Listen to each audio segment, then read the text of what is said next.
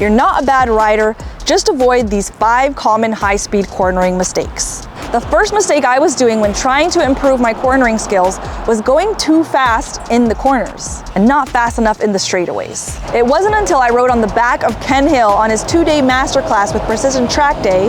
Ken has 20 years of racing experience, in addition to coaching many championship racers for years. And it wasn't until then, riding on the back of him, that I realized just how slow he goes in those corners, but how fast he is as soon as he's out of it. Which I'll share some of his insight in this video, as well as last week's video on why people crash in the corners. This is also where line placement on the track comes into play. That isn't something I'll cover in this video to keep the lesson something that you can translate to the street, but don't worry, I've got a discount code for you for Precision Track Day, code DOODLE10.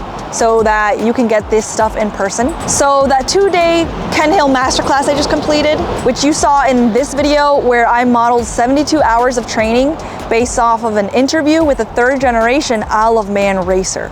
Ken Hill also taught at the Freddie Spencer High Performance Riding School, and he was a lead instructor for his successor, now known as Champ School.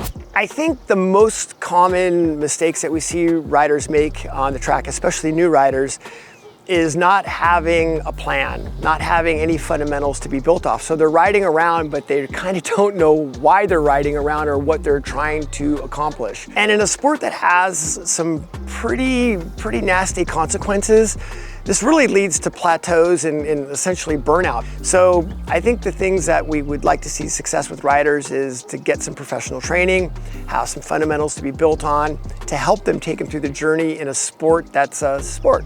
The second mistake was trying to go too Rossi before I was ready. Look at it, the old fella still going strong, rear tyre sideways, knee kissing the grass on the inside at turn number 5. I think body position is a pretty hot topic, and everybody, of course, wants to look like Pedro Acosta or Marc Marquez. Everybody wants that body position.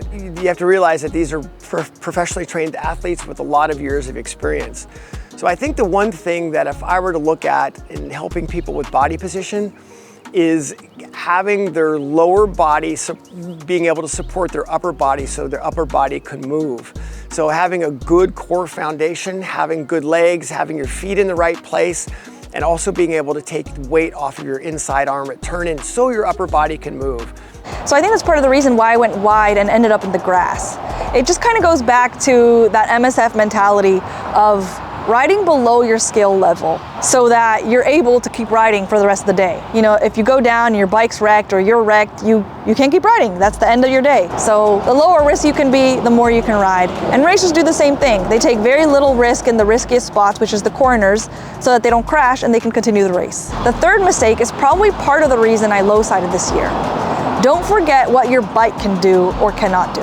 Besides T-clocks, checking your tire pressure, your lubes, your chain, all of that stuff. Also remember about cold tires. And I don't just mean cold like it's a chilly day. I mean cold like it may be a warm day, but your bike hasn't done a lap or 2 yet.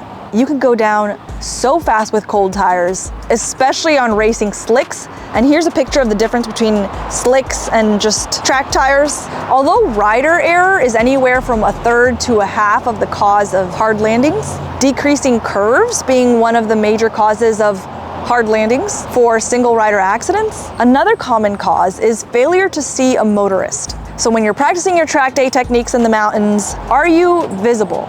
Are you as visible as you can be? One thing I do is that I wear bright gear, a bright helmet, and this bright light on the back of my helmet. I'll have a discount code for you in a minute. It flashes when you're stopping or slowing down wire-free.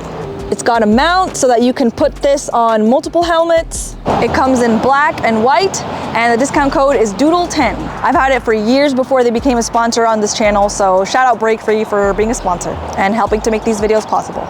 Going wide and then down in the grass didn't hurt, but low siding in the pavement, at least later that day and definitely the next day, hurt a lot. And that's because of adrenaline, even though I was wearing full one-piece leathers. I just got this Alpine Stars airbag vest, which apparently, according to this article, can reduce injuries by anywhere from 60 to 80%. Hopefully I don't go down again, but if I do, at least I'll have that. So that should help a lot with that pain. The fourth mistake was probably not mentally preparing myself before I got on the track. A lot of racers will have a mantra to just get themselves focused on what they're doing. So whether it's telling themselves something, like calling themselves the boss of their bike, or just breathing in and out, just some kind of routine to get them ultra focused on the track. I'm recording this video in May 2024, and so far this year I've done 2 track days this year, and I hope to do more. My first one was in 2018, but it was so long ago, so I don't even count it. I did champ school at the end of 2022, but not having practiced those techniques or reviewed my materials, I felt like I was starting fresh this year. As you all saw me with doing over 12,000 U-turns last year, it wasn't until then, actually practicing on my own, that I felt like my skills got really sharp. It wasn't enough to just do the training alone, but having the training first is what's really important. I learned a lot more with just 2 days of training with a professional coach than I did on over 20 mountain rides by myself. For this next mistake, we'll talk about what you can do in between those track days and in between those lesson plans to keep your skills sharp. The 5th mistake is not reviewing my materials. Sports psychologists will actually have athletes mentally practice their techniques and their drills when they can't train, either due to injuries or weather or some other reason. They found that your brain will fire in similar spots as if you were actually doing the technique. And those athletes that go back to the sport after a long hiatus do better than those who did not do those mental exercises. It makes sense. It's like studying or reviewing your materials before a test. Of course, repetition and just reviewing it, thinking about it again, helps you remember. Applying this practice on the street will really be dependent on where you're at in your own journey, and definitely worth asking your own coach that is seeing what you're doing in person.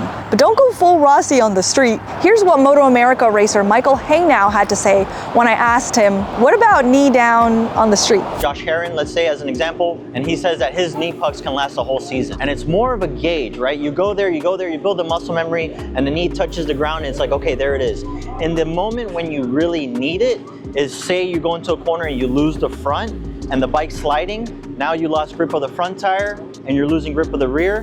That knee puck becomes a tripod effect, and it gives you grip, and you start to really push weight into the knee puck, and then you'll regain traction on the front tire, and that's how you save a front. Marquez is the master at this, and when he was at his prime, you will see he'll go through corners, sliding the front, knees on the ground, elbows on the ground, he's trying to pick it up, and he saves it, and he picks it up. Where the rider that doesn't know how to put the weight into the knee, then what happened? Nothing else is loaded, nothing else can bring that grip back, and you crash.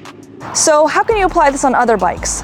When I interviewed the 3rd generation Isle of Man racer, one of the things he used to do to get to know a track, and this is something that a lot of MotoGP racers will do too, is they'll play video games of the track. I couldn't just fly back and forth to the Isle of Man from California, forget it. So I used the PlayStation game a lot. You know, the PlayStation game is actually really good, but my routine would be I would watch an onboard lap, and then I would do 1 lap of the PlayStation, and I'd put it down, and then I'd come back the next day, and I just did that every day for at least a year.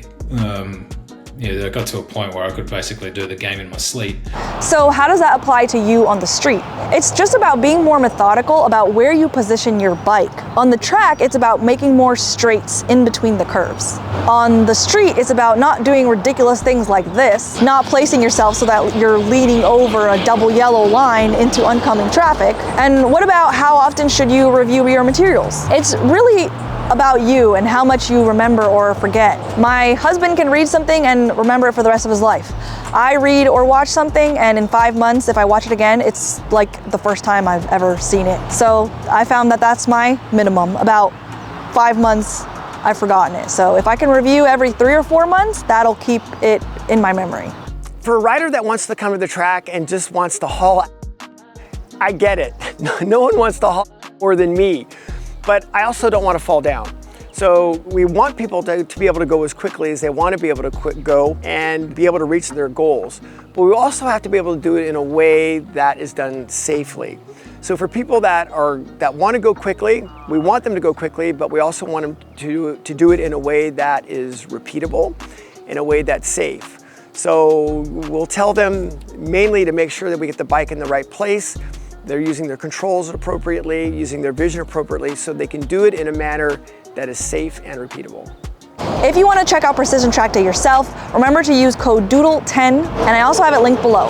The code doesn't apply to the Ken Hill Mastery class, but even without the discount code, it's much friendlier on the wallet than Champ School, and you still get a ton of professional coach instruction. If you want to learn more from Ken Hill, he's got some more classes in the fall, and he also has a podcast and a Substack of tons of written content where you can chat directly with him for just $8 a month. Now that you know some common mistakes to avoid and to just be safer in the twisties, make sure you don't cut your day short with a crash by checking out 5 reasons riders crash in the corner and why I did twice, right over here.